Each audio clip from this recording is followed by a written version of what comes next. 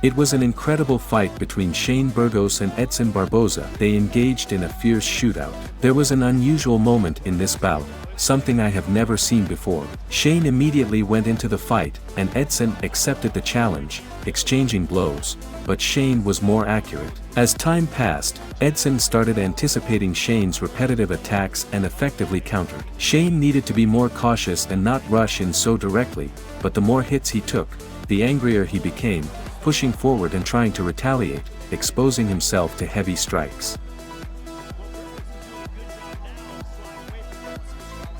Many fighters lose their composure when things don't go as planned, and Shane is exactly that type of fighter. I won't argue that he had the upper hand in the first half of the round, but then he got caught off guard and faltered. He should have stepped back, regained his composure, and then started again, but it turned out quite the opposite.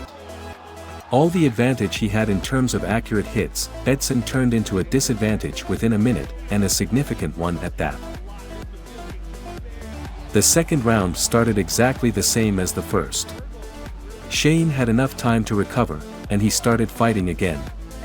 However, Edson could no longer be surprised by anything, and the initiative gradually passed to Edson.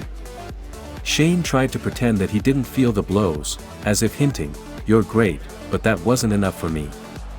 Such self-confident behavior in a fight, unsupported by anything, leads to bad consequences. And here, too, no miracle happened. Quantity turned into quality, and there were problems in the form of fatigue and decreased concentration, as a result of which Shane missed even more. You know what I noticed? It is very difficult to knock a kickboxer off his game plan. There are two ways: either knock them out or break something for them. But these street fights did not frighten them at all, they were used to this style. Shane had to fight for the glasses. Although Edson managed to injure his leg, but it's not Shane's fault.